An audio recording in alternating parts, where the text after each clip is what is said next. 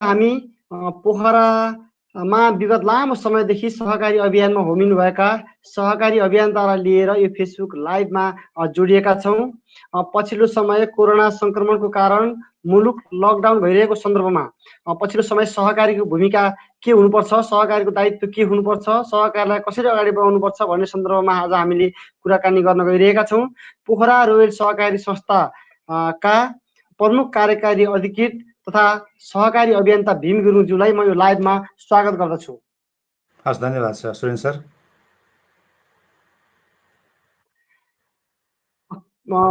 संवादलाई अगाडि बढाउने क्रममा यो लकडाउनमा कसरी जीवनयापन चलाइरहनु भएको छ, कसरी अगाडि बढिरहनु भएको छ? धन्यवाद छ सुरेन सर, विशेष गरी आर्थिक आवाजको आज यो लाइभ कार्यक्रमबाट। यो अत्यन्त यो सबै नेपालीहरूलाई सायद एउटै समस्याले पिरुलिरहेको छ भन्ने मलाई लाग्छ। यो अवधि अत्यन्त नाजुक स्थितिबाट गुज्रिरहेको छ। सबै कुराहरू लकडाउन अवस्थामा छन्।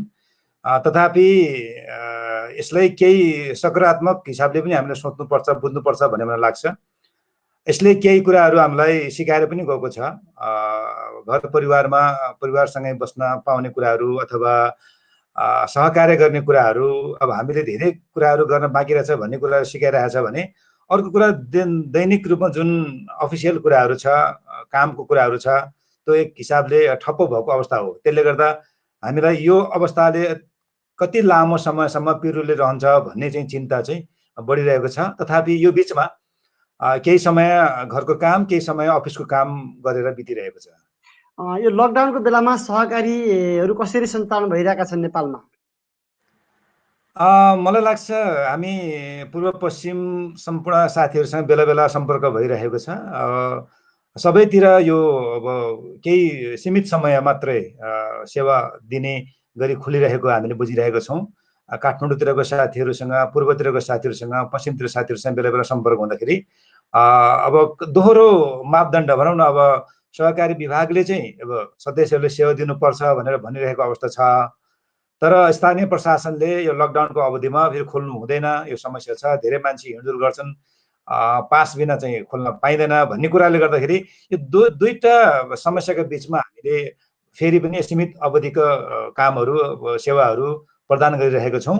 त्यसले गर्दा 2-3 घण्टा खोल्ने, केही सीमित कर्मचारीहरू जाने, अत्यावश्यक सेवाहरू जस्तै भनौँ न, अब कसैलाई 2-4 हजार पैसा नभएरै भनौँ न, अब आफ्नो चुलो नबलिरहेको अवस्था छ, त्यस्तो अवस्थामा गएर घर घरमै गएर पनि अब केही सुरक्षित ढङ्गबाट पैसा विथड्र, अब तपाईँको अब त्यो सेवा दिने पनि काम हामीले गरिरहेका छौँ। साथीहरू पनि त्यही गरिरहनु भएको छ भन्ने चाहिँ मैले सुनिरहेको छु। यसरी सुरक्षा, स्वास्थ्य र सेवा सँगसँगै मिलाएर त्यो खालको सहकारीको सेवा चाहिँ प्रदान गरिरहेको हामीले बुझेका छौँ। धन्यवाद। आज हामी भीम गुरुङज्यूसँग सहकारीका सन्दर्भमा केन्द्रित रहेर कुराकानी गरिरहेका छौँ। जसले फेसबुकमा लाइभ हेरिरहनु भएको छ, उहाँलाई भीम गुरुङज्यूलाई तपाईँले सहकारीसँग सम्बन्धित प्रश्नहरू पनि गर्न सक्नुहुनेछ। पछिल्लो समय तपाईँ लकडाउनको सन्दर्भमा धेरै फेसबुक लाइभमा पनि आइरहनु भएको थियो, सहकारीलाई नजिकबाट अध्ययन पनि गरिरहनु भएको छ। अबको क्रममा सहकारी अभियान कसरी अगाडि बढ्नुपर्छ भन्ने लाग्छ? पहिला त हामीले अब यो वर्तमान अवस्थालाई हामीले अब के हो भने यसको मूल्याङ्कन गर्नुपर्छ। यो वर्तमान अवस्थाले कहाँ कस्तो कुन हिसाबले हामीलाई असर गरेको छ भन्ने कुराको एउटा इभ्यालुएसन गर्नुपर्छ, मूल्याङ्कन गर्नुपर्छ। त्यसपछि आफ्नो बिजनेसको कन्टिन्युटीको लागि एउटा बिजनेस कन्टिन्युटी प्लान गर्नुपर्छ भन्ने मलाई लाग्छ। त्यसो भएको हुनाले मलाई के लाग्छ भने यस्तो अवस्थामा सम्पूर्ण सदस्यहरू एकजुट हुने कुराहरू, त्यसपछि र आफ्नो बिजनेस कन्टिन्युटी कसरी गर्ने भनेर एउटा स्ट्राटेजी प्लानिङ चाहिँ गरेर अगाडि बढ्नुपर्छ भन्ने मलाई लाग्छ। किनकि सबैभन्दा पहिला अहिले सबै नेपालीहरूलाई पिरुलेको कुरा भनेको यो सुरक्षाको कुरा हो, स्वास्थ्य सुरक्षाको कुरा हो। मान्छे हामी बाँचे चाहिँ बाँचिँदैन, अब कोरोनाले फेला पर्यो भने के गर्ने होला भन्ने खालको त्रास मान्छेहरूमा छ। पहिलो कुरो तपाईँले त्यो त्रास चाहिँ हटाउन जरुरी छ। हामीलाई अब भइहाल्यो, यहाँ आइहाल्यो, महामारी फैलिहाल्यो भने पनि यसरी हामीले समाधान गर्नुपर्छ भन्ने कुरा एउटा मेन्टल्ली तपाईँ चाहिँ रेडी हुन जरुरी छ। त्यसो भए हुनाले त्यो खालको एउटा बिजनेस कन्टिन्युटी प्लान चाहिँ तपाईँले बनाउन जरुरी छ। बिजनेस कन्टिन्युटी प्लान गर्ने क्रममा अहिले भइरहेको अवस्था सिचुएसन एनालाइसिस गर्ने, विश्लेषण गर्ने र बाँकी अब अगाडि कसरी बढ्ने, अरू बैंक वित्तीय संस्थाहरूले के गरेको छ, अरू बिजनेस हाउसेसहरूले के गरेका छ, सरकारको पोलिसीहरू के छन्, त्यो कुराहरू हेरेर हामीले एउटा योजना अब तत्कालको लागि एउटा योजना बनाउनु पर्छ भन्ने मलाई लाग्छ। हामी आफै पनि त्यो योजना बनाएर अगाडि बढिरहेका छौँ। त्यसो भए त्यो बिजनेस कन्टिन्यू प्लान बनाएर अगाडि बढ्नुपर्छ भन्ने मेरो जिकिर हो। यो विषम परिस्थितिमा पोखरा रोयल सहकारी संस्थाले कसरी सेवा प्रदान गरिरहेको छ?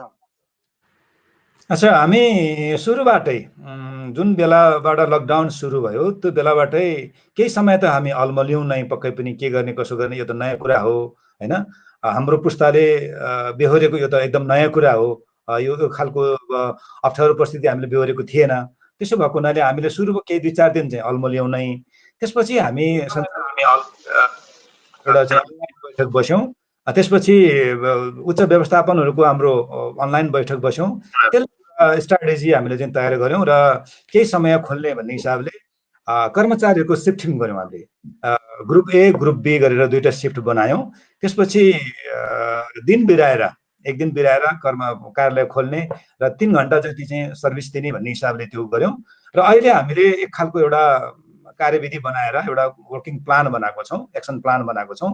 त्यो प्लान अन्तर्गत मेम्बरहरू आउने बेलामा पहिला चाहिँ एक ठाउँमा वेटिङ गर्ने होइन, त्यसले वेटिङ गरेर स्क्रिनिङ गर्ने, उहाँले के कुराहरू सोध्ने, ज्वरोको कुराहरू, खोकीको कुराहरू, सामान्य कुराहरू सोधिसके पछाडि अनि त्यसपछि पालै पालै माथि चाहिँ काउन्टरमा पठाउने, उहाँहरूलाई सेवा दिने। यो हिसाबले हामीले आफ्ना सर्भिसहरू दिइरहेका छौँ। अहिले पछिल्लो समयमा हामीले चाहिँ 4वटा कार्यालय छ हाम्रो। 4वटा कार्यालयबाट अरू सेवा केन्द्रबाट एक दिन बिराएर हेड अफिसबाट चाहिँ हामीले चाहिँ डेली जस्तो सेवा चाहिँ यो ग्रुप बनाएर 2टा समूह बनाएर 2टा समूहको बिचमा भेटघाट नहुने र आफ्नो टेलिफोनबाट आफ्नो अनलाइनबाट चाहिँ कुराकानी गर्ने। किनकि एउटा ग्रुपलाई केही गरी रोगले छोइहाल्यो भने त अरू ग्रुपले चाहिँ कन्टिन्युटी दिन सक्छ भन्ने हिसाबले बिजनेस कन्टिन्यू प्लान त्यसरी बनाएर हामीले त्यो काम गर्दै आइरहेको छौँ। पछिल्लो समय अन्य सहकारीहरूलाई पनि तपाईँको सुझाव के छ? अब कसरी अगाडि बढ्नुपर्छ सहकारी अभियान?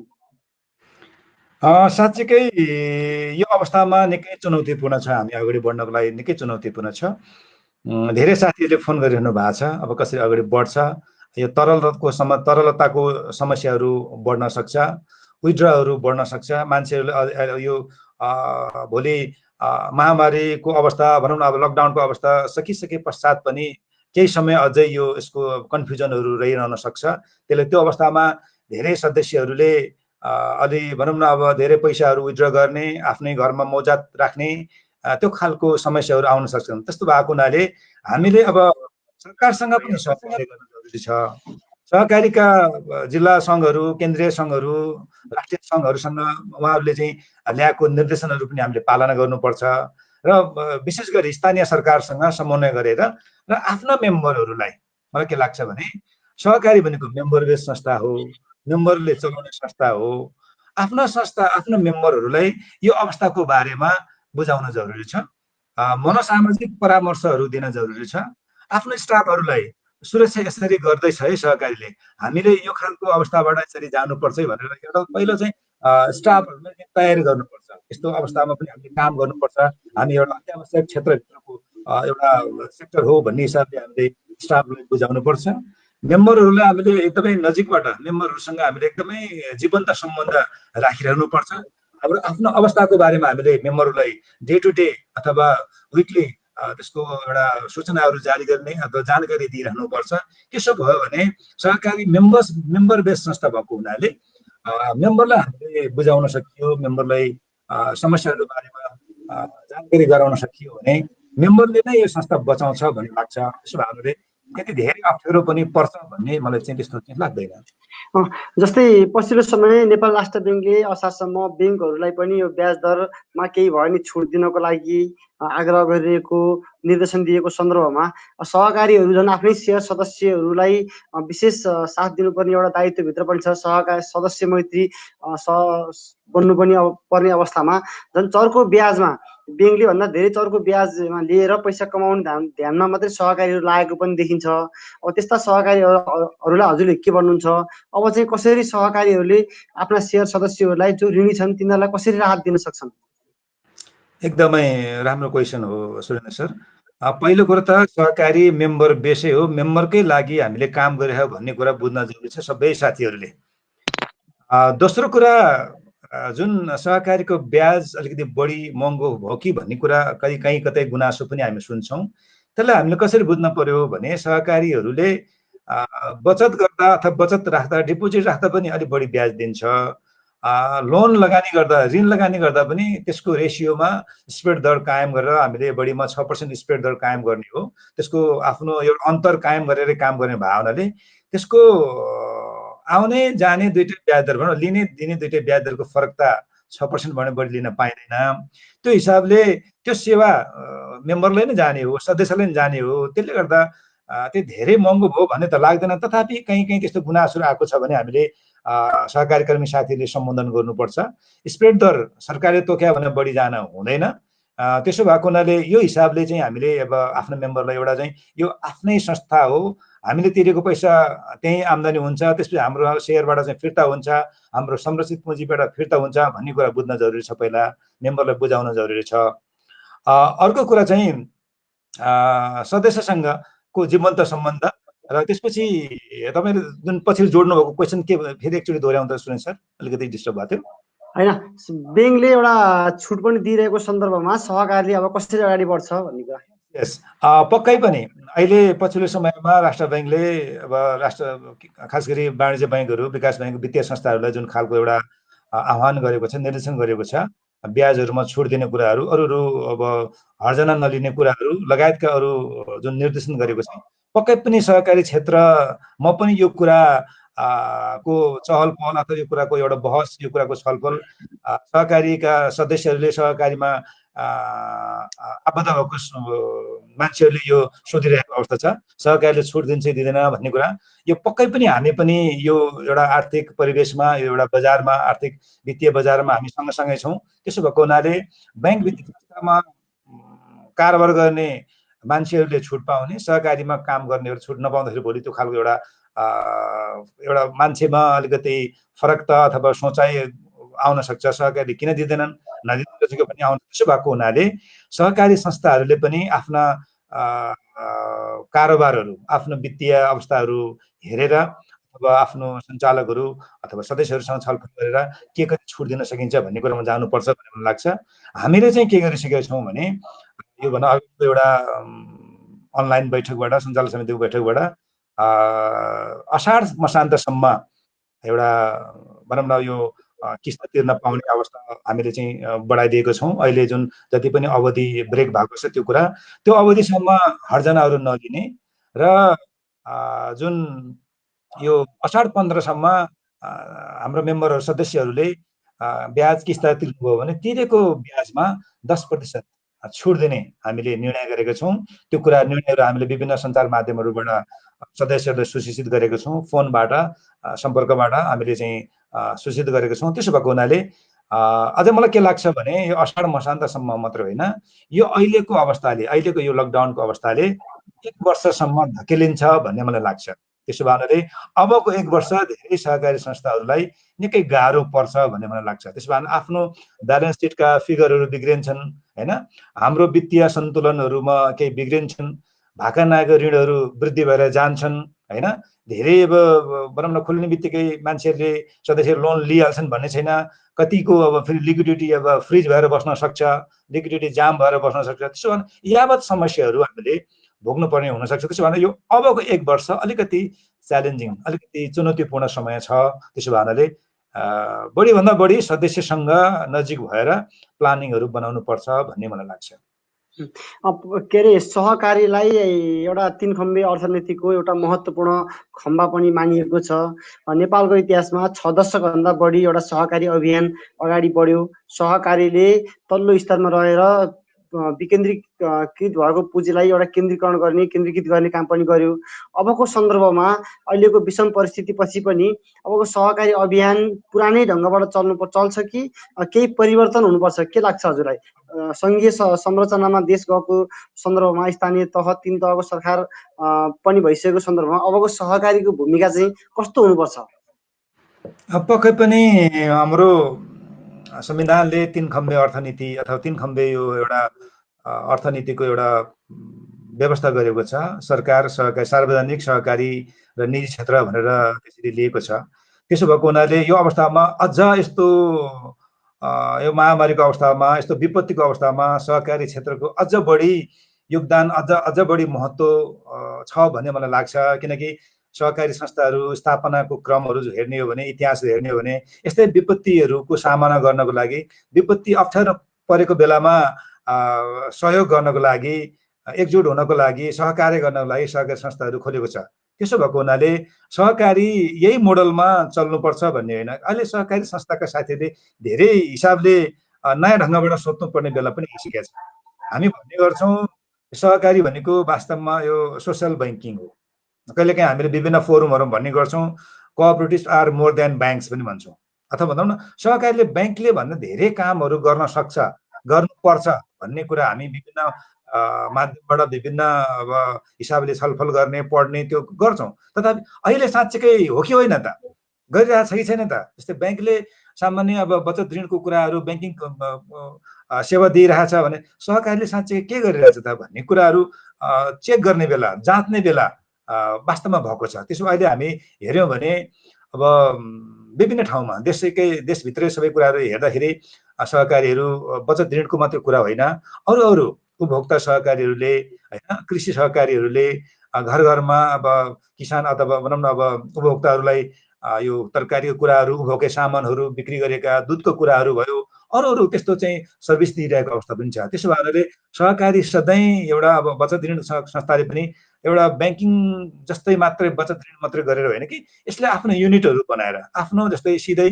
बचत तथा ऋण सहकारी संस्थाले सिधै संस्थागत रूपमा अरू उद्योगहरूमा हात नहाले पनि आफ्ना मेम्बरहरूको ग्रुप बनाएर, मेम्बरहरूको क्लस्टर बनाएर, मेम्बरहरूलाई अलिक बढी व्यवसायी बनाएर, अलिक बढी हिसाबले त्यो व्यवसायमा जोड दिएर त्यो मेम्बरको लिङ्केज अथवा मेम्बरले गरेका उत्पादनहरूलाई एउटा बजारीकरण गरिदिने कुराहरू, ग्रेडिङ गरिदिने कुराहरू, यसको एउटा प्याकेजिङ गर्ने कुराहरू, त्यस्तो कुराहरूमा सहकार्य गरिदिनुपर्छ भन्ने मलाई लाग्छ। त्यस्तो भएको भए अहिले एउटा मेम्बरको नेटवर्कबाट भनौँ न सदस्यहरूले, उपभोक्ताहरूलाई घर घरमा हामीले सजिलैसँग यस्तो आहत भएको बेलामा राहत दिन सकिन्थ्यो। त्यसो भए यसको अलिकति नीतिगत कुराहरू म अझै चेन्ज गरेर जानुपर्ने हो कि भन्ने चाहिँ अलिकति यसले पाठ सिकाएको छ भन्ने मलाई लाग्छ स्वयंजी। पछिल्लो समय सहकारीहरू 600 भन्दा बढी भइसकेका छन् कास्कीमा। ब्याङ्कहरू चाहिँ मर्जरमा गइरहेको सन्दर्भमा सहकारीहरू एउटा मर्जरमा जानुपर्ने बेला पनि हो। एकदमै सीमित मात्रै सहकारीहरू मर्जरमा गएको देखिन्छ। किन खास यो मर्जरमा सहकारी जान नसक्नुको कारण चाहिँ के हो? एकदमै यो अहिले हामीले सहकारीको सङ्ख्या हेर्ने हो भने नेपालको अथवा कास्कीकै हामी कुरा गर्दा पनि हामीलाई लाग्छ आवश्यकता भन्दा बढी सहकारी संस्थाहरू दर्ता गऱ्यौँ हामीले होइन। त्यो कुरामा हामी महसुस गर्नुपर्छ, हामीले चाहिँ ममा भन्नुपर्छ। आवश्यकता भन्दा बढी चाहिँ सहकारी छ, त्यसले गर्दा डुप्लिकेसनहरू बढेको छ, दोहोरो तेह्रो सदस्यहरूको त्यो समस्याहरू आइरहेको छ। र धेरै संस्थाहरू जस्तो अहिले यो अवस्थामा कुरा गर्दाखेरि अहिले धेरै संस्थाहरू भागामा छन्। धेरै संस्थाहरूले थुप्रै कर्मचारीहरू पालेर बसेको छ। 10वटा संस्थाको कुरा गरौँ हामीले, 10वटा संस्था अहिले भनौँ न एउटै मर्ज भएको भए 10वटा संस्थाले 20,000 रुपियाँ भाडा तिरेर बसिरहेको छ अहिले। अब त भाडा त तिर्नुपर्छ होइन। अब एउटा त्यो 10वटा संस्था एउटा ठाउँमा मर्ज भएको भए त 2 ठाउँबाट कार्यालय चल्थ्यो होला, 3 ठाउँबाट कार्यालय चल्थ्यो होला, कम खर्च हुन्थ्यो होला। यो कुरा हामीले यो प्रारम्भिक चरणमा सहकारी क्षेत्रमा यो मर्जिङको कुरा चाहिँ एकदमै प्रारम्भिक चरणमा छ। त्यसो भएको हुनाले ब्याङ्क वित्तीय संस्थाहरू जस्तो यो फोर्सली मर्जर सहकारीमा आइसकेका छैन।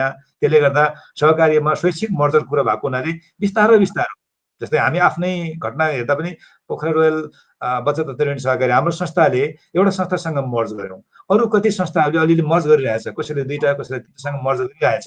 त्यसो भए यो एउटा प्रारम्भिक चरणमा छ। यसलाई अलिकति म्यासिभ रूपमा, अलिकति अभियानको रूपमा लानको लागि गभर्मेन्टले केही छुटका कुराहरू ल्याउनुपर्छ। जस्तै हामीले पोखरा महानगरपालिकाले पनि केही त्यस्तो नीतिहरू चाहिँ अख्तियार गरेको छ। त्यसो भए हुनाले गभर्मेन्टले अब केही समय पछाडि सायद फोर्सली मर्जर कुराहरू आउन सक्छ होइन। सदस्यको कुराहरू जस्तै अब केन्द्रको हामीले कानुन हेर्ने हो भने 5,000 जनसङ्ख्या बराबर एउटा संस्था बनाउने अभियानमा केन्द्रले एउटा नीति पोलिसी जारी गरेको छ। यो अवस्थामा आउँदाखेरि भोलि 5 जनसङ्ख्या बराबर एउटा संस्था बनाउने अभियान साँच्चैकै व्यवहारमा आयो भने संस्थाहरू बिस्तारै बिस्तारै घट्दै आउँछ। र अहिले यस्तो बेलामा के हो भने धेरै संस्था खुद्रा संस्थाहरू होइन कि अलिक बलियो संस्था, अलिक दिगो संस्था, अलिक धेरै सदस्यहरू भएको, धेरै पुँजी भएको, धेरै भनौँ न अब सजिलोसँग लगानी गर्न सक्ने त्यो खालको संस्था चाहिएको छ। त्यसो भए हुनाले सहकारीहरू अब यो घटनाक्रमले पनि होइन हामी अलिक ठुलो संस्था बलियो संस्था बन्नुपर्ने पो रहेछ कि भन्ने चाहिँ यसले अलिअलि सबक सिकाउनु पर्छ भन्ने मलाई लाग्छ। सहकारीको डुप्लिकेसनको कुरा हजुरले गरिसक्नुभयो। एउटै सहकारीमा एउटा मान्छेको 2-3टा सहकारीमा मात्रै होइन 10-12टा सहकारी लगानी भएका मान्छेहरू पनि छन्। यो धेरै समस्या भएको हिसाबमा सहकारीको यो डुप्लिकेसनको समस्या हल गर्न सकिन्छ? सहकारीको डुप्लिकेसन साँच्चीकै सदस्यहरूले म भन्ने हो भने हल गर्न सकिन्छ। सदस्यहरू आफैले पनि सोच्नुपर्छ त्यो म कुन सहकारीको सदस्य बन्ने हो, कहाँबाट मैले सेवा लिने हो भन्ने कुरो पहिलो प्राथमिक कुरा सहकारीका सदस्यले पनि बुझ्न जरुरी छ। दोस्रो कुरो गभर्मेन्टले केही पहल कदमी अगाडि बढाएको छ। जस्तै कोपोमिस भन्ने एउटा सफ्टवेयर चाहिँ डेभलप गरेको छ। त्यो सफ्टवेयरले के गर्दैछ भने त्यो सफ्टवेयरमा तपाईँको डाटा इन्ट्री मेम्बरको डाटा इन्ट्री गरिसकेपछि एउटा सहकारीमा डाटा इन्ट्री गरिसकेपछि अरू धेरै ठाउँमा त्यो अरू सहकारी अरू संस्थामा चाहिँ त्यसले लिँदैन। त्यसो भएको हुनाले एउटा त्यसले कन्ट्रोल गर्न खोजिरहेको छ। त्यो जहाँसम्म लाग्छ त्यसलाई अलिकति म्यासिभली होइन अब अभियानको रूपमा ल्याउन सकियो, सबैले त्यो डाटा इन्ट्री गर्यो भने त्यसले एउटा कन्ट्रोल गर्छ त्यहाँनिर। अर्को कन्ट्रोल भनेको संस्था आफैले मेम्बर बनाउने बेलामा यो मेम्बर कहाँ छ सामान्य स्क्रिनिङ गरेर त्यो लिन जरुरी छ भन्ने मलाई लाग्छ। त्यस्तो भयो भने अनि अर्को चाहिँ मेम्बर आफैले मैले कति ठाउँमा मेम्बर बन्ने हो, बचत तथा ऋण सहकारीमा एक ठाउँमा बनेपछि पुग्यो भन्ने कुरा बुझ्न जरुरी छ। र उहाँलाई चाहिने सम्पूर्ण सेवाहरू सहकारी आफैले एउटै संस्थाबाट एउटै डुबुरबाट चाहिँ दिन सक्नुपर्छ भन्ने मलाई लाग्छ। त्यसो भएको हुनाले यो गभर्मेन्ट, सहकारी संस्था र मेम्बर आफै तीनटा हिसाबले आफ्नो तर्फबाट भूमिका निर्वाह गर्यो भने यो न्यूनीकरण गर्न यो डुप्लिकेसनहरू हटाउन सकिन्छ भन्ने मलाई लाग्छ। ब्याङ्कहरूलाई चाहिँ नेपाल राष्ट्र ब्याङ्कले अलिक कडाइको साथ अनुगमन गरेको पाइन्छ, तर सहकारीको अनुगमन चाहिँ केही फितलो देखिन्छ। अनि त्यही फलस्वरूप सहकारीमा वित्तीय अनुशासन पनि अलिक कमजोर रहेको पाइन्छ। सबै सहकारी नभनौँ, धेरै सहकारीहरूमा त्यो वित्तीय अनुशासन अलिक कमजोर देखिन्छ। त्यो हिसाबमा सहकारीहरूलाई पनि एउटा वित्तीय अनुशासनमा राख्नको लागि राष्ट्र ब्याङ्कले ब्याङ्कहरूलाई गर्ने अनुगमन जस्तै गरेर सहकारीको पनि अनुगमन गर्ने एउटा छुट्टै निकाय बनाउन सकिन्छ कि सकिन्न, के छ? कि स्थानीय तहले सरकारले मात्रै गर्न सक्छ? गर्ने वास्तवमा स्थानीय सरकारले नै गर्ने हो। अहिले स्थानीय 3 तहमा जुन खालको एउटा सरकार छ, केन्द्र सरकार, प्रदेशको अनि स्थानीय सरकार जुन अवस्था छ, वास्तवमा त्यही सरकारले नै गर्ने हो यो काम। एउटा स्थानीय सरकारले गर्ने हो जहाँ दर्ता नियमन हुन्छ त्यसले व्यवस्थापन गर्ने हो। त्यसले आफ्नो सहकारीको विभागमा, सहकारी मन्त्रालयमा अथवा सहकारी युनिट जहाँ शाखा जे छ त्यसबाट मेन पावरहरूलाई ट्रेन गराएर जाने हो एउटा। अर्को भनेको सहकारी भनेको स्वयं इटसेल्फ चाहिँ सो मूल्याङ्कन अथवा सो परिपालन गर्ने अथवा सदस्यहरू आफैबाट कन्ट्रोल मेकानिजम गर्ने, यसले एउटा यसको सैद्धान्तिक पाटो नै छ। सदस्यहरू आफैले कन्ट्रोल गर्ने हो होइन। त्यसो भएको हुनाले सहकारीहरूलाई फेरि थुप्रै छुट्टै चाहियो यसको चाहिँ अब यसलाई निगरानी गर्ने, यसलाई मोनिटरिङ गर्ने चाहियो भन्ने चाहिँ हामी माग गर्ने कुरा त होइन। त्यसो भने स्थानीय सरकार जसले दर्ता गरेछ नियमन त्यसले गर्ने हो। अर्को भनेको यसका सदस्यहरूले गर्ने हो। यसको लेखा समिति भन्ने छुट्टै युनिट छ यसको, अरू संस्था ब्याङ्कहरूमा त्यो अनिवार्य छैन। त्यसो भने चाहिँ यसको लेखा समिति जुन छ त्यो लेखा समितिले नियमित रूपमा आफ्नो आन्तरिक लेखा परीक्षणहरू गरिराख्नु पर्यो होइन। र सङ्घहरू, यसका सङ्घहरू जुन छन् विषयगत सङ्घहरू, जिल्ला सङ्घहरू, भोलि प्रदेश सङ्घहरू हुन्छ होइन। केन्द्रीय सङ्घहरूले यसको नियमन अनुगमन अथवा यसलाई चाहिँ सहकार्य गर्ने अथवा यसको एउटा सिस्टममा ल्याउनको लागि चाहिँ सहकार्य गर्नुपर्यो। त्यस्तो भयो भने अलि बढी एक्टिभ हुनु पर्यो, सङ्घहरू अलि बढी एक्टिभ हुनु पर्यो होइन। अनि त्यसपछि स्थानीय सरकार एक्टिभ हुनु पर्यो, स्थानीय सरकारले त्यस्तो युनिटहरू बनाउनु पर्यो। त्यस्तो भयो भने धेरै समस्या हुन्छन् भन्ने लाग्दैन, किनकि मेम्बर बेस भएको हुनाले हामी त्यहाँनिर त्यो युनिटहरूलाई जिल्ला सङ्घहरू, बचत सङ्घहरू अथवा विषयगत सङ्घहरू, प्रदेश सङ्घहरू, केन्द्रीय सङ्घ अथवा भनौँ न स्थानीय सरकारका युनिटलाई एक्टिभ बनाउनु पर्छ। र मेम्बरलाई तपाईँले अलि बढी बुझाउनु जरुरी छ। मेम्बरलाई तालिम मार्फत, गोष्ठी मार्फत, विभिन्न कार्यक्रमहरू मार्फत सहकारीका विषयहरू, सहकारीका महत्त्वहरू बुझाउन सकियो भने मेम्बर आफैले कन्ट्रोल गर्ने सेक्टर हो सहकारी भनेको। बजार क्षेत्रमा चाहिँ सहकारीहरू एउटै टोलमा 100औं सहकारी भएको देखिन्छ। सहकारीका बोर्ड घर घरमा झुन्डिरहेका छन्। अनि ग्रामीण क्षेत्रहरूमा विशेष गरी स्थानीय तहमा सहकारीहरू चाहिँ कस्तो छ पछिल्लो समय? पछिल्लो समय खास गरी सरकारको पोलिसी के देखिया छ भने संस्थाहरू नभएको ठाउँमा सहकारी खोल्न दिनुपर्छ भन्ने पोलिसी हो। तथापि सहरमा भन्दा गाउँमा कमै सहकारीहरू छन् र हामीलाई के आफ्नो एउटा अध्ययनमा मलाई के लाग्छ भने ग्रामीण क्षेत्रमा खास गरी बचत तथा ऋण सहकारीहरू भन्दा पनि केही बचत तथा ऋण त केही त चाहियो नै त्यो भन्दा पनि उत्पादनमूलक सहकारीहरू लाई अलि बढी प्राथमिकता दिनुपर्छ भन्ने मलाई लाग्छ। एक गाउँ एक उत्पादन, एक गाउँ एक सहकारी, त्यस्तो खालको अलिकति उत्पादनमूलक सहकारीहरूलाई हामीले विकास गर्न सकियो भने त्यो गाउँमा उत्पादन भएको सम्पूर्ण उत्पादनका भनौँ न उत्पादनहरूलाई बजारीकरण गर्ने, त्यसको ग्रेडिङ गर्ने कुराहरू होला, प्याकेजिङ गर्ने कुराहरू ब्रान्डिङ गर्ने कुराहरू होला। एउटा सहकारीको ब्रान्डबाट हामीले सहरमा ल्याउने, सहरमा भएको सहकारीहरूले त्यसको एउटा मार्केटिङ गरेर अब गाउँको भनौँ न अब उत्पादनहरू सहरमा बिक्री हुने, सहरमा बिक्री भएपछि सहरको पैसा चाहिँ गाउँमा पुर्याउने, त्यो खालको लिङ्केज गर्न सकियो भने राम्रो हुन्छ भन्ने मलाई लाग्छ। त्यसो भयो भने अहिले सहरमा अलिक बढी नै सहकारी छ। सहरको सहकारीलाई मर्जिङ अभियानबाट चाहिँ घटाउने र बलियो संस्था बनाउने र गाउँ गाउँमा जहाँ चाहिँ यसको खास गरी सहकारीको त्यो खालको भनौँ न अब युनिट पुगेको छैन, सहकारी संस्थाहरू पुगेको छैन, त्यहाँ आवश्यक छ त्यहाँ अलि राम्रोसँग सहकारीका विकास गर्ने र त्यसलाई स्थानीय सरकारले पनि सहजीकरण गरेर, जस्तै भनौँ गाउँमा सहकारी त खुल्ने, पुँजीको कम छ, त्यहाँ उत्पादनको कुरा गर्ने भनेका छौँ हामीले होइन। अब त्यसको रिस्कको कुराहरू, जोखिम कुराहरू बोल्न सकिएन भने फेरि त्यो संस्था खुल्ने, झोलामा राख्ने मात्र पनि हुनसक्छ। त्यसो भने ग्रामीण भेगमा साँच्चै सहकारीको विकास गर्ने हो भने स्थानीय सरकारले पनि सहकार्य गरेर अलिकति त्यस्तो संस्थाहरूलाई सहजीकरण गरिदियो भने तपाईँ हामीले सोचे जस्तो खालको डेभलपमेन्ट गर्न सकिन्छ भन्ने मेरो बुझाइ छ। हजुरले अहिले उत्पादनमूलक सहकारीहरूको कुरा गर्नुभयो। पछिल्लो समय यो बचत तथा ऋण सहकारी बाहेक कृषि सहकारीहरूमा केही समस्या पनि देखिन्छ। केही दुग्ध सहकारीहरूले आफ्नो उद्देश्य अनुसार काम गरिरहेको सन्दर्भ छ। यद्यपि कृषि सहकारीहरू र केही अन्य सहकारीहरू विषयगत सहकारीमा दर्ता हुने, तर काम भने अधिकांश काम भने सहरमा केन्द्रित भएर बचत तथा ऋणको मात्रै कारोबार गरेको देखिन्छ। तपाईँ पोखरा महानगरपालिका सहकारी समितिमा पनि रहेर काम गरेको व्यक्ति भएको हिसाबले त्यस्ता सहकारीहरूलाई कसरी आफ्नो उद्देश्य अनुसार सञ्चालनमा ल्याउन सकिन्छ होला? होइन, त्यो त एकदम प्रष्ट छ। हामी कि विषयगत सहकारीहरू छुट्याउनु भएन कि त भने त्यो विषय अनुसार काम गर्नुपर्छ, त्यो कुरामा क्लियर हुन जरुरी छ सहकारी कर्मी साथीहरू होइन। किनभने अब विषय चाहिँ हामीले कृषि सहकारी भनेर दर्ता गर्ने अनि बचत तथा ऋण मात्रै गरेर बस्यौँ भने त्यो उद्देश्य अनुसार भएन। महानगरले अनुगमनको काम सुरु गरेको छ होइन।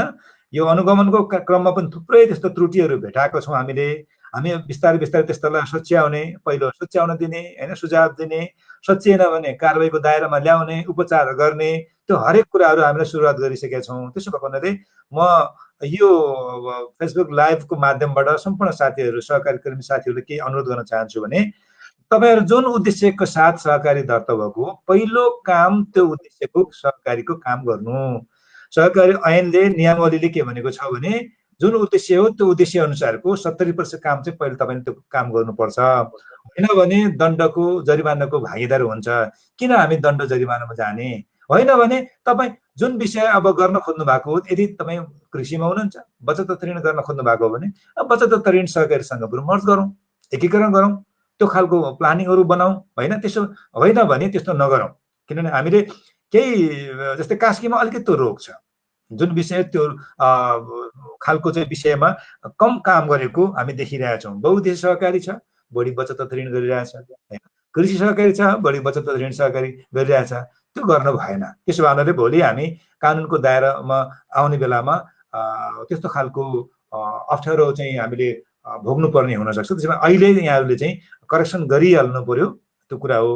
तथापि यसमा मैले जोड्न के खोजेँ सुरेन्द्र सर भने केही अब अहिले हामीले यो मुलुकको अरू अरू क्षेत्रको कुरा गर्ने हो भने फेरि काठमाडौँ अहिले तपाईँ हेर्नुभयो भने सबैभन्दा बढी कृषि सहकारी सङ्घहरू खास गरी केन्द्रीय सङ्घको आह्वानमा अगुवाईमा धादिङ लगायतका क्षेत्रमा भएको कृषि सहकारी संस्थाहरूले थुप्रै यो चाहिँ अब तरकारीको सप्लाई गर्ने काम चाहिँ अहिले एकदम राम्रोसँग गरिरहेको छ फेरि त्यसो भावनाले यहाँ मैले यहाँ चाहिँ हाम्रो चाहिँ भनौँ न अब कास्कीमा पोखरामा त्यो देखिएन यो बेलामा चाहिँ कृषि सहकारीहरू त्यसरी आउन सक्नु पर्थ्यो त्यसो भए म अनुरोध गर्न चाहन्छु अथवा बचत तथा ऋणले बचतको काम बढी गर्नु पर्यो कृषिकाले कृषि गर्नु पर्यो उपभोक्ताको त्यत्तिकै छ जस्तै अहिले जति पनि कास्की जिल्लामा उपभोक्ता सहकारी संस्थाहरू छन् अहिले मजासँग उपभोक्ता सहकारीहरूले घर घरमा डोर टु डोर सेवा दिन सक्नु पर्थ्यो त्यसो भए केही ल्याप्सेसहरू चाहिँ हामीभित्रै पनि छन् त्यसलाई अब यो खालको यो अहिलेको महामारीले सिकाओस् भन्ने पनि म शुभकामना दिन चाहन्छु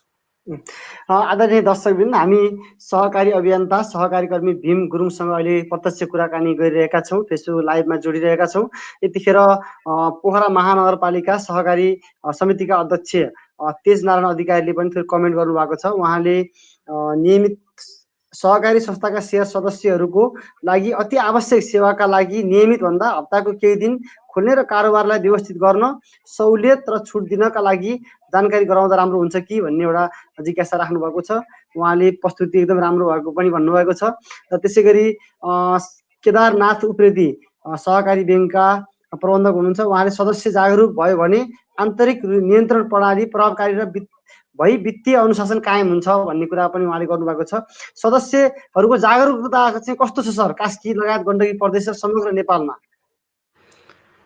सदस्यहरूको जागरुकता हुनुपर्छ भन्ने एउटा कुरा छ होइन जागरुकता हामीले साँच्चीकै भन्ने हो भने अझै सहकारीका सदस्यहरूलाई सहकारी कुरा बुझाउन बाँकी छ अझै तपाईँ सबै संस्थामा मैले त्यो भन्दिनँ तपाईँ हामी विभिन्न सहकारीका साधारण सभामा जाने हो भने साधारण सभामा सदस्यहरूको उपस्थिति त्यसपछि पहिलो सत्र दोस्रो सत्रमा बसेको त्यो कोरमहरू हेर्नुभयो भने सदस्यहरू अझै पनि के छ भने मैले सामान्य बचत गरेको हो होइन अनि त्यसपछि ब्याज पाउने हो मैले ऋण पाउने ऋण लिनको लागि सदस्य बन्यो भन्ने अझै पनि त्यो बुझाइमा छ साँच्चै यो सहकारी हाम्रो लागि खोल्या हो म यो सहकारीमा यसरी लाग्नुपर्छ भन्ने कुराहरू बुझाउन अझै पनि बाँकी छ त्यसो भएको हुनाले सहकारी कर्मीहरूको दायित्व अझै बढेर गएको छ अघि नै हामीले यो सहकारीको वित्तीय अनुशासनको कुरा गरिरहेका थियौँ सहकारीले खासमा आफ्ना सेयर सदस्यहरूका लागि मात्रै सँग मात्रै कारोबार गर्ने हो खास ₹1 ₹100 सेयर सदस्य बनाएर ऋण लगानी गर्ने क्रम पनि पोखरामा अलि बढी नै देखिन्छ त्यस्ता सहकारीले त्यस्तो गर्न मिल्छ कि मिल्दैन के छ खास होइन सहकारीका सदस्य बन्नको लागि त अब एउटा सेयर किनेपछि सदस्य बन्यो एक सेयर किनेपछि सदस्य बन्यो एक सेयर भनेको सहकारीको एक सेयरको मूल्य भनेको ₹100 हो होइन नियमत एक सेयर खरिद गरेपछि सदस्य बन्न पाइयो त्यसलाई चाहिँ केही रोकटोक भएन होइन यसलाई उसलाई चाहिँ सहकारीप्रति ऊ कतिको जिम्मेवारी बोध रहन्छ उसको ऋणको लागि मात्रै उसले ₹100 लगानी गर्यो कि भन्ने मेरो प्रश्न त्यस्तो हुनसक्छ त्यसो भएको हुनाले त्यो ₹100 हाले पनि नियमत सिद्धान्त त त सदस्य बन्न त पाइयो तथापि हामीले त्यो ₹100 राखेर मात्रै त्यसलाई ऋण दिनको लागि मात्रै त्यसको बचत लिनलाई मात्रै मेम्बर बनाउनु भएन उहाँलाई भन्ने हामीले भन्यो भने 1000 2000 10,000 20,000 सेयर हाल्नुहुन्छ किन उहाँले हालेको सेयर त उहाँलाई भोलि त बेनिफिट आउँछ अनि ₹100 ₹200 ₹500 मात्रै हालेको मान्छेलाई के फिलिङ हुनसक्छ भने म त सदस्य होइन के हो मैले पैसै हालेकै उसले फिलिङै हुँदैन त्यसो भएकोले त्यसमा अलिकति बढी सेयर हाल्नु भनेर भन्नु पनि पर्छ तथापि कानुन त सिद्धान्त त पाइन्छ तर ₹100 म मात्रै झुन्ड्याएर अरू हिसाबले उसँग भनौँ न अब ब्याज लिने हिसाबले मात्रै गर्नु भएन उसलाई एउटा साँच्चीकै सदस्यको हिसाबले बुझाउनको निमित्त त्यो अभियानमा त्यो हिसाबले तालिम विभिन्न अब माध्यमबाट उसलाई चाहिँ जागरुक गराउनु पर्छ सदस्य बलियो भयो भने मात्रै संस्था बलियो हुने हो त्यसमा उसलाई चाहिँ चासो चिन्ता खाँचो तपाईँको 10,000 को त्यहाँ सेयर हुने बित्तिकै छुट्टै चासो चिन्ता हुन्छ 50,000 1,00,000 पुग्ने बित्तिकै तपाईँलाई छुट्टै चासो हुन्छ त्यसो भएको हुनाले उसलाई त्यो खालको माहौल त्यो खालको वातावरण बनाउनलाई हामीले चाहिँ काम गर्नु पर्यो त्यसो भए हुनाले यो एकदम ₹100 मा राख्नुपर्छ ₹200 राख्नुपर्छ भन्ने कुरो होइन हामीले सदस्यलाई भनेर अलिकति आह्वान गरेर त्यो रकम बढाएर चाहिँ जानुपर्छ जस्तै पहिला भूकम्पको बेलामा नाकाबन्दीको बेलामा भन्दा अझै भूकम्पको बेलामा सहकारीहरूले एउटा एकता प्रस्तुत गरेर राम्रो राज्यलाई सहयोग गरेको इतिहास पनि छ।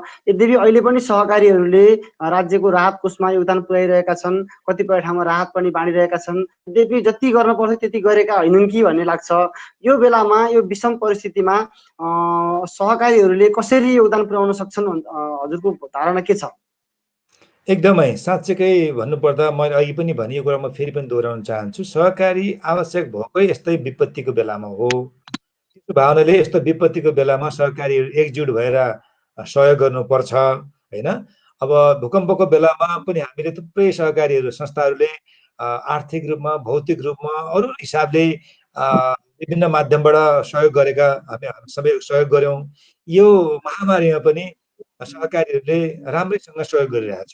जस्तै हामीले काशीकै मात्रै केस हेर्ने हो भने पनि, महानगरभित्रको मात्रै हेर्ने हो भने पनि हामीले महानगरभित्रको एउटा डाटा हेर्दाखेरि तपाईँले हामीले करिब करिब होइन, धेरै कुरा होइन, एउटै संस्थाले 10औं लाख दिनुपर्छ भन्ने होइन, तर यो समस्यामा कतिको तपाईँ जोडिएर आउनुभयो भन्ने कुरा महत्त्वपूर्ण कुरा हुँदो रहेछ।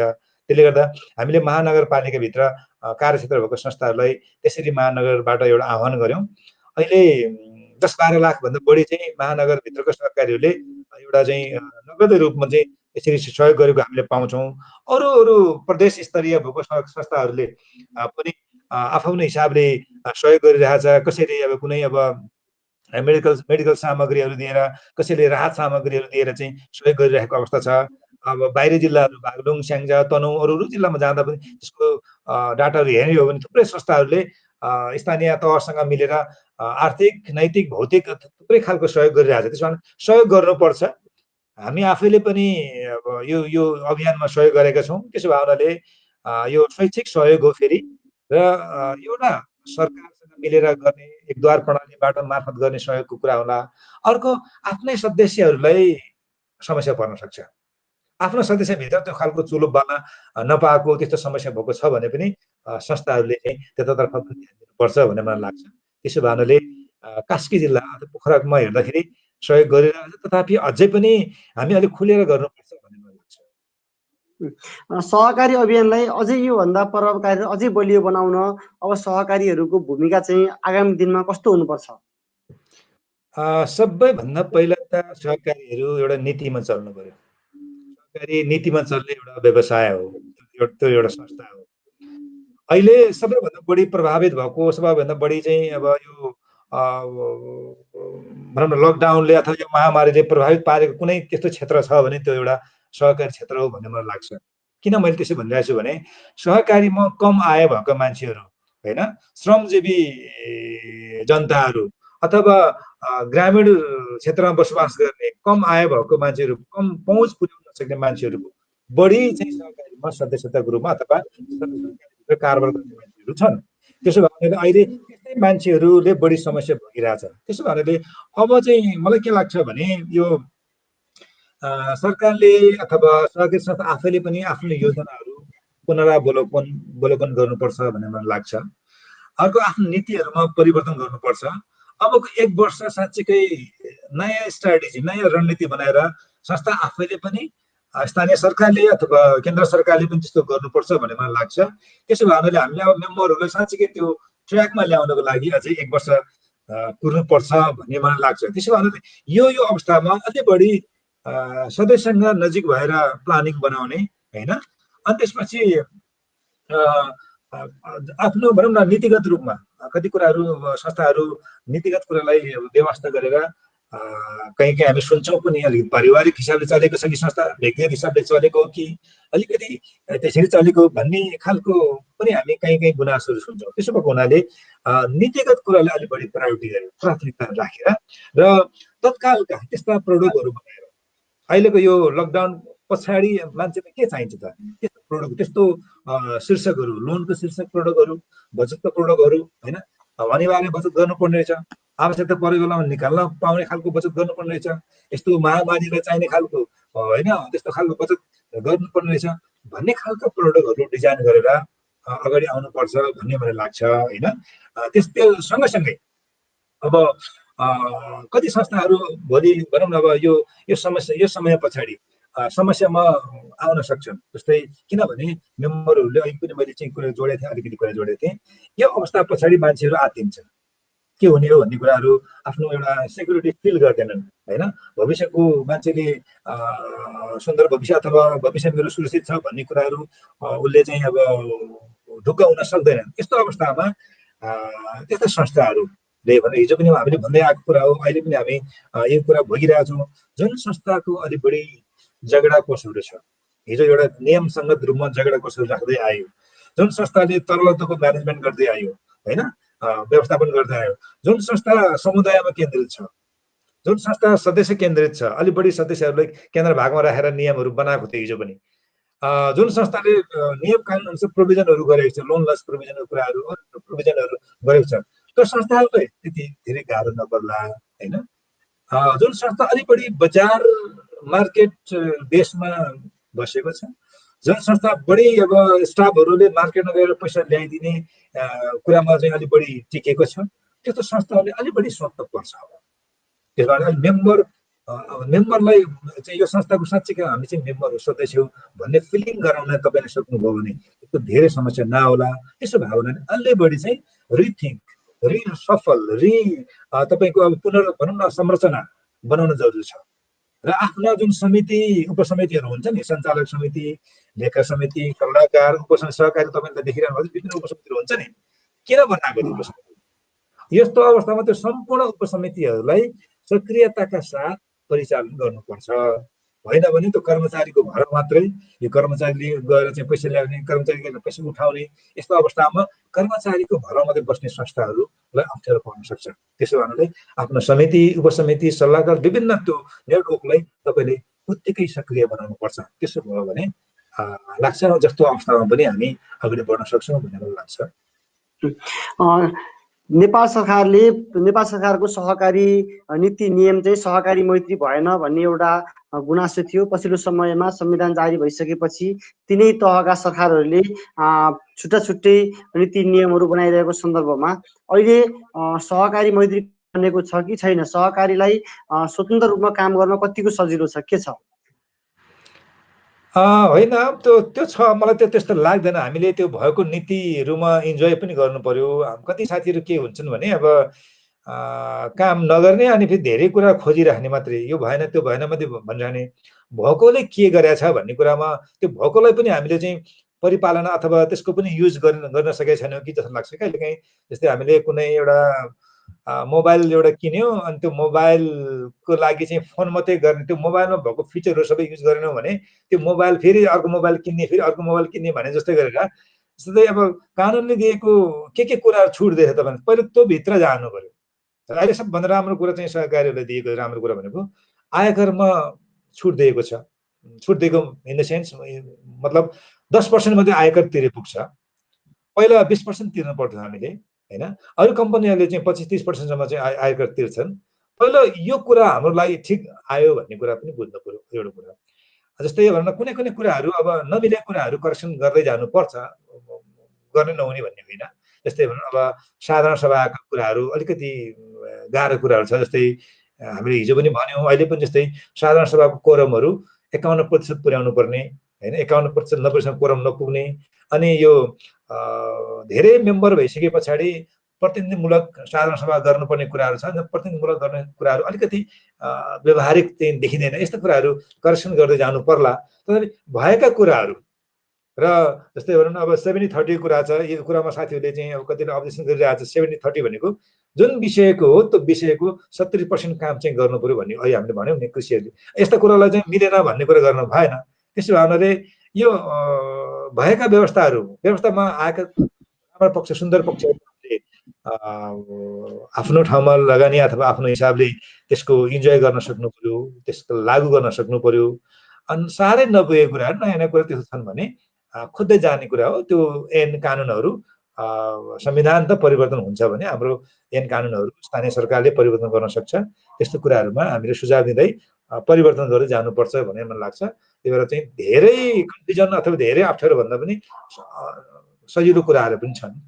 त्यो सजिलो कुराहरूबाट काम गर्दै जानु पर्यो भन्ने लाग्छ मलाई। आज हामीले सहकारीसँग केन्द्रित रहेर कुराकानी गरिरहेका छौँ। अब कार्यक्रमको अन्तिम चरणमा आइरहँदाखेरि तपाईँ आफै प्रमुख कार्यकारी अधिकृत भएको पोखरा रोयल बचत तथा ऋण सहकारी संस्थाको बारेमा कुरा गरौँ। अहिले पछिल्लो समय अघि हजुरले पनि भनिसक्नुभयो, थोरै रणनीति चेन्ज गरेर सेवा प्रदान गरिरहेका छौँ भन्नुभएको छ। अबको तपाईँहरूको दीर्घकालीन रणनीति कस्तो हुन्छ? यो आर्थिक वर्षमा लकडाउनसँगै परेको प्रभावले तपाईँले आफ्ना सेयर सदस्यहरूलाई कसरी मुनाफा वितरण गर्दै हुनुहुन्छ? के छ सोच? यस्तो छ, पहिलो त हामीले अहिले हाम्रो अहिलेको रणनीति भनेको तत्कालीन रणनीति, अहिलेको समयको रणनीति के रहेछौँ भन्ने कुरा म तपाईँलाई अलिकति भन्न चाहन्छु। अहिले हामी डे टु डे अफिस खोलिरहेका छौँ। हाम्रो कर्मचारीहरूलाई सिफ्टिङको हिसाबले हामीले विभिन्न समूह बनाएर सिनियर जुनियर सबै कुरा मिलाएर चाहिँ त्यो हिसाबले काम गरिरहेका छौँ। एउटा सिफ्टको मान्छे अर्को सिफ्टसँग चाहिँ भेट्दैन होइन। हामी एकदमै त्यो मिडियालाई अथवा यो टेक्निकल हिसाबले अब यो आइटीको हिसाबले यो प्रविधिलाई चाहिँ हामीले मध्यनजर गर्दै त्यो हिसाबलेबाट आफ्नो छलफल गरेर काम गरिरहेका छौँ। अर्को कुरा भनेको हामीले के गरेका छौँ भने मेम्बरहरू जाने बेलामा स्क्रिनिङ गरेर अथवा स्टाफ जाँदा पनि स्क्रिनिङ गरेर, कोही अब रुगाखुकी लाग्ने अलिक ज्वरो आएको स्टाफहरू छ भने बरु घरै बस्ने बिदा दिने, मेम्बरहरू छ भने पनि तलै राख्ने होइन, तलै राखेर तलै बरु उहाँलाई सेवा दिने कुरा। यसरी नै अब कुनै अब ड्रप बक्सको माध्यमबाट चाहिँ उहाँहरूको केही छ भने चेकहरू पासबुकहरू छ पैसा छ भने बक्समा चाहिँ राखिदिएर तलैबाट हामीले चाहिँ त्यो सर्भिस दिने कुराहरू त्यो खालको स्ट्राटेजी गरिरहेका छौँ। अर्को रिमोट चेकको माध्यमबाट जस्तै हामीले कुनै अब मेम्बरहरू आउँदै हुनुहुन्छ भने उनलाई भनौँ न अब बाटैबाट बरु त्यस्तो छ भने पहिले बुझेर किन अफिसमा पुगिराख्ने, किन भित्र छिरिराख्ने होइन, त्यसले एउटा जोखिमहरू बढ्न सक्छ भन्ने हिसाबले एउटा त्यस्तो कुराहरू। अर्को कुराहरू भनेको एउटा चाहिँ यो ड्राइभ थ्रु विन्डो भन्ने एउटा चाहिँ स्ट्राटेजी छ कि अब मान्छे आउँदा आउँदै ठ्याक्कै चाहिँ त्यो बाटोमा आउँदै आउँदै उसलाई चाहिँ कुराकानी भइरहेको हुन्छ, मेरो यति डिपोजिट गर्ने, ठ्याक्कै भाउचर भरेर तँलाई चाहिँ बाटोमा दिएर चाहिँ गइहाल्यो, ऊ चाहिँ यता पस्दै नपस्ने। अर्को चाहिँ पर्सन टु पर्सन P2P भन्ने मोडल छ। अर्को D2D भन्ने डोर टु डोर भनौँ न, जस्तै तपाईँलाई अब चाहियो भीमसु यस्तो भयो भने हाम्रो स्टाफहरू एउटा मुभमेन्ट भइरहेको हुन्छ।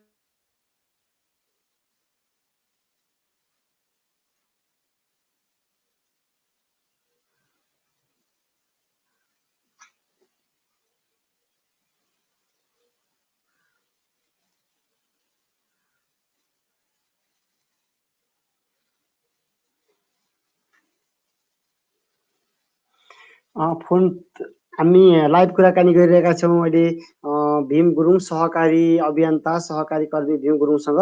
थोरै प्राविधिक कारणले गर्दा उहाँसँग सम्पर्क टुटेको छ। गरिरहेका छौँ। त्यसको उहाँहरूको चाहिँ खाताहरूबाट उहाँहरूको पैसाहरू चाहिँ मिलान गर्ने काम हामीले चाहिँ गर्छौँ। यो खालको स्ट्राटेजी गरेछौँ भने अब आउने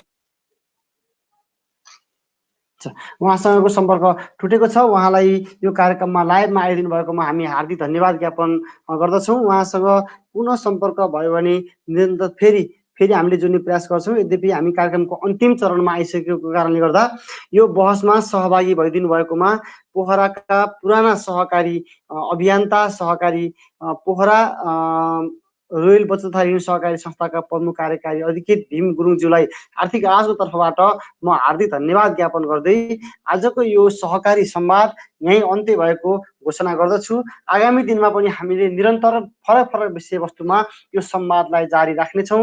यहाँहरूका सुझावहरू हामीलाई कमेन्टमा दिन सक्नुहुनेछ भन्दै यो लाइभ कार्यक्रमलाई म यहीँ अन्त्य गर्दछु। धन्यवाद, नमस्कार।